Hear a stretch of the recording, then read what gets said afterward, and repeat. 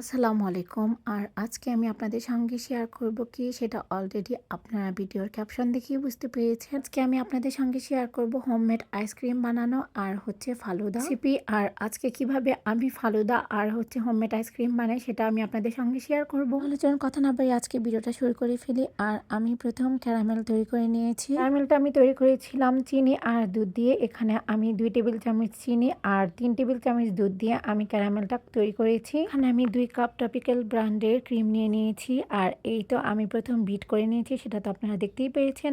আর এখন আমি ক্যারামেলটা দিয়ে দিলাম। ক্যারামেলটা দেওয়ার কারণ হচ্ছে আপনার আইসক্রিমটা খেতে ভীষণ মজা লাগবে। আর ওলার আইসক্রিমে যে ক্ষীর ফ্লেভার আছে পুরাই ওটার ফ্লেভার আসবে। আর আমি ক্যারামেল দিয়ে কিন্তু খুব ভালোভাবে বিট করে নিয়েছি।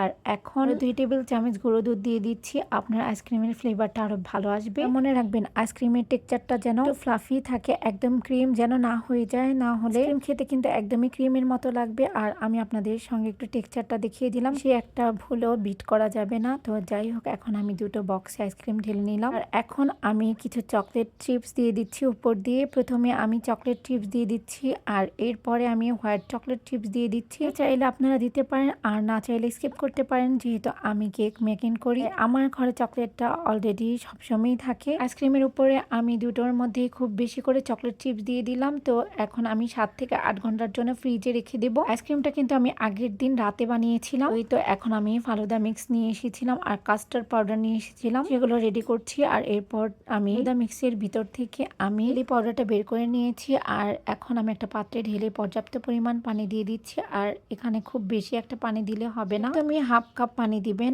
আর এই তো আমি বলক আসা পর্যন্ত অপেক্ষা করলাম আর একটু নাড়াচাড়া করে একটা বড় পাত্রে ঢেলে দিয়েছি চুলা থেকে নামিয়ে। আর এই তো ঠান্ডার জন্য আমি একটু নর্মাল ফ্রিজে রেখে দিয়েছিলাম। এখন ফ্রিজ থেকে নামিয়ে আমি সাইজ মতো কেটে নিচ্ছি চারকোণে চেয়ে টিপ করে। তো যাই হোক, এখন আমি ফালুদা মিক্সটা নিয়ে নিচ্ছি আর এটা এখন একটা কাঁচি দিয়ে কেটে একটা পাত্রে ঢেলে নিলাম। আর এখানে ফালুদা মিক্সে ছিল নুডলস আর হচ্ছে সাবুদানা, আরো অনেক কিছু ইনগ্রেডিয়েন্টস দেওয়া ছিল। তো যাই হোক, এখানে আমি 1 কেজি পরিমাণে দুধ নিয়ে নিয়েছি একটা বড় পাত্রে। আর এরপরে আমি এখানে 4 টেবিল চামচ গুঁড়ো দুধ দিয়ে আমি ভালো করে নেড়ে মিক্স করে নিচ্ছি। আর এরপর আমি কাস্টার্ড পাউডার দিয়ে দিচ্ছি, মানে 2 টেবিল চামচের মতো কাস্টার্ড পাউডার দিয়ে দিলাম। আর আপনারা দুধ দিবেন গুঁড়া দুধটা, তাহলে ফালুদার ফ্লেভারটা আরো ভালো হবে। আমি কিন্তু হালকা পরিমাণে লবণ দিয়ে দিয়েছি, তাহলে স্বাদটা আরো বেশি ভালো হবে। এখানে আঙুর ফল, আপেল আর বেদেনা আমি নিয়ে নিয়েছি আর 2 রকমের আঙ্গুর ফল নিয়েছি। এখন আমি দুধটা ভালো করে নেড়ে চেড়ে নিচ্ছি যেন নিচে দলা না পাকিয়ে যায়। তো গুঁড়ো দুধ দিয়েছি আর কাস্টার্ড পাউডার দিয়েছি, কিন্তু নিচে লেগে যাওয়ার চান্স আছে, তো তার জন্য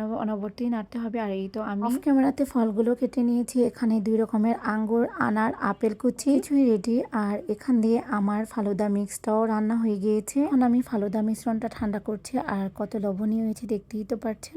দুঃখিত, আমি যখন মিক্স করেছিলাম সেই ভিডিওটা করেছি, তো ভুলবশত আমার ভিডিওটা ডিলিট হয়ে গিয়েছে, প্লিজ সবাই আমাকে ক্ষমা করবে। এখন ফালুদা আর ফ্রিজ থেকে আইসক্রিম নিয়ে তারপর ফালুদাটা খাবে। আর ফালুদা খেয়ে সবাই অনেক প্রশংসা করলো, আলহামদুলিল্লাহ। আর আজকে ভিডিওটা সবার কাছে ভালো লেগে থাকলে লাইক, কমেন্ট এন্ড শেয়ার করতে একদমই ভুলবেন না। ভিডিও কিন্তু এখানেই শেষ নয়, আরো ভিডিও আছে ইনশাআল্লাহ পরে শেয়ার করব। এখানে শেষ করছি, ভালো থাকবেন সবাই, আল্লাহ হাফিজ।